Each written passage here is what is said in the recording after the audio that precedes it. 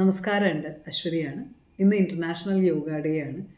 അപ്പോൾ യോഗ തന്നെ ഒരു ജീവിതം ആയിട്ട് ഉള്ള ആളാണ് ഞാൻ. അപ്പോൾ യോഗയെ പറ്റി അല്ലെങ്കിൽ യോഗ എൻ്റെ ജീവിതത്തിലേക്ക് എങ്ങനെ വന്നു, എൻ്റെ ജീവിതം എങ്ങനെ മാറ്റി എന്നൊന്ന് പറയണമെന്ന് തോന്നി. യാതൊരു രീതിയിലും ഒരു ഫിസിക്കൽ മൂവ്മെൻറ്റും ഇല്ലാതെ കല്ലനങ്ങിയാൽ ഞാൻ അനങ്ങും, അങ്ങനെ ജീവിച്ച ഒരാളാണ് ഞാൻ. ഒരു 21 വയസ്സ് വരെ ഡിഗ്രിക്ക് പഠിക്കുമ്പോൾ വെയിറ്റ് കൂടിയിട്ടും നല്ലപോലെ ഓവർ വെയിറ്റ് ആയിരുന്നു. അങ്ങനെ കാല് മടങ്ങി സ്പ്രെയിൻ വന്നു. അതുപോലെ എപ്പോഴും ഇങ്ങനെ ഇരുന്ന് പഠിച്ചതിൻ്റെ ഫലമായിട്ട് കഴുത്തിനും തോളിനുമൊക്കെ വേദന. പറഞ്ഞാൽ വിശ്വസിക്കില്ല, പരീക്ഷയ്ക്ക് പേന എടുക്കാൻ വയ്യാത്തൊരവസ്ഥ. അപ്പം ഡോക്ടറിനെ പോയി കണ്ടപ്പോൾ പറഞ്ഞു, ഇനി ഇങ്ങനെ പോയാൽ ഈ വണ്ടി ഓടില്ല. 21 വയസ്സാണെന്ന് ഓർക്കണം.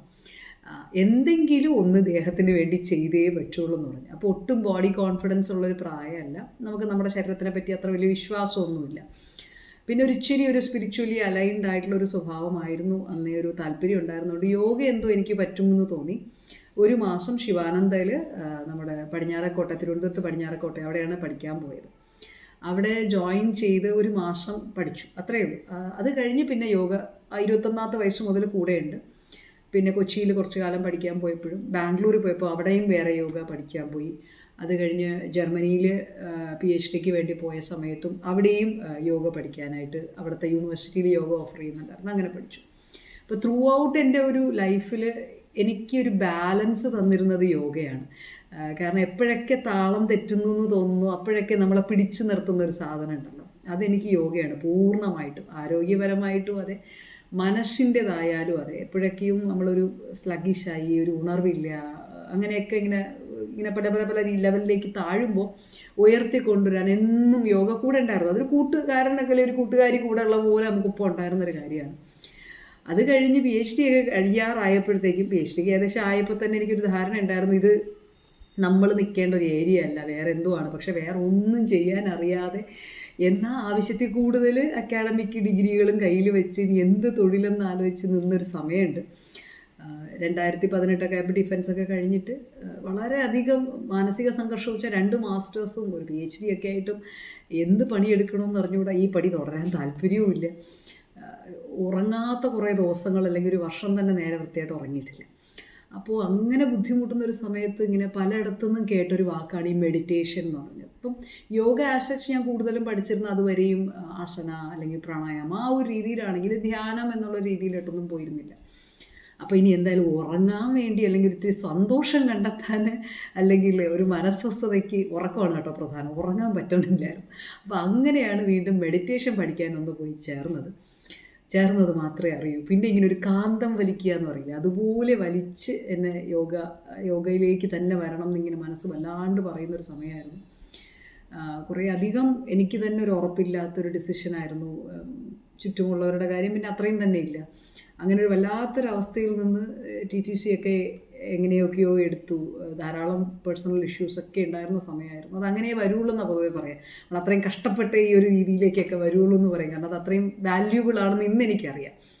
അപ്പം അങ്ങനെ ഒരു ഇത് തരണമൊക്കെ ചെയ്തൊക്കെ വന്ന ദിവസം യോഗയൊക്കെ കംപ്ലീറ്റ് ചെയ്ത് 2 പേരെ വെച്ച് തുടങ്ങിയതാണ് ഞാൻ ക്ലാസ്.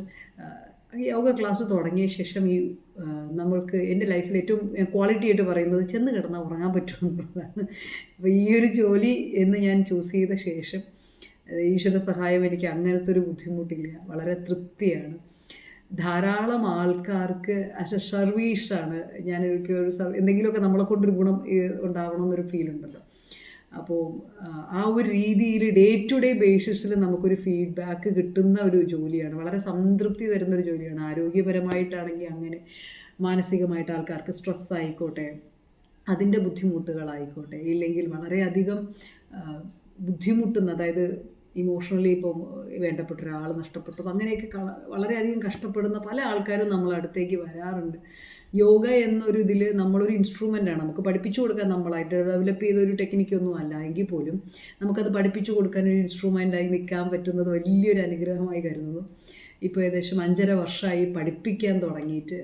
21 വയസ്സിൽ തുടങ്ങിയിട്ട് ഇപ്പോൾ ഒരു 16 വർഷമായിട്ട് പ്രാക്ടീസും ചെയ്യുന്നുണ്ട്. കൃത്യമായ പ്രാക്ടീസ് അല്ല, എന്നാലും പ്രാക്ടീസ് യോഗ കൂടെ ഉണ്ടെന്ന് തന്നെ നമുക്ക് പറയാം.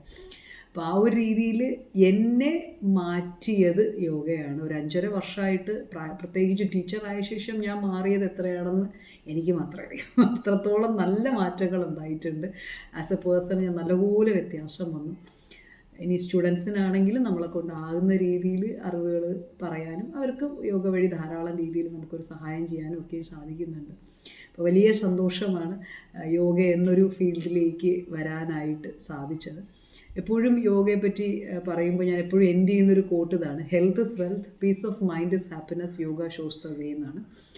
ആരോഗ്യമാണ് സമ്പത്ത്. വേറെ എന്ത് സമ്പത്തുണ്ടെങ്കിലും ആരോഗ്യം പോലെ വരില്ല. ആരോഗ്യം ഉണ്ടെങ്കിൽ ബാക്കി സമ്പത്തിനൊക്കെ നമുക്ക് ആസ്വദിക്കാനും പറ്റും. മനസ്സമാധാനമാണ് സന്തോഷം. നമ്മൾ പലപ്പോഴും സന്തോഷം ഒരു പാർട്ടിക്ക് പോകണതോ അങ്ങനെ, അല്ലെങ്കിൽ ചെറിയ ചെറിയ സ്പൈക്കുകളായിട്ട് നമ്മളെപ്പോഴും അതിനെയൊക്കെ സന്തോഷമായി കാണും. സന്തോഷമാണത്, പക്ഷെ അത് കൂടുതലും കുറച്ച് നേരത്തേക്ക് നിൽക്കുന്നത്, പെട്ടെന്നൊരു എക്സൈറ്റ്മെൻറ്റ് അതുപോലെ താഴ്ന്നു പോകുന്നതുമാവും. സ്വസ്ഥമായി തനിയെ വെറുതെ ഇരിക്കുമ്പോൾ വെറുതെ ഇരിക്കുമ്പോൾ നമ്മളുടെ ഒരു മനസ്സിൻ്റെ അവസ്ഥ എന്താണ്? സമാധാനമാണ്. ഇതിനെല്ലാം ആരോഗ്യം ആയിക്കോട്ടെ, മനസ്സമാധാനം ആയിക്കോട്ടെ, അതിനൊക്കെയും ഒരു വഴിയായിട്ട് എനിക്ക് പൂർണ്ണമായും ബോധ്യപ്പെട്ട ഒരു വഴിയാണ് യോഗ.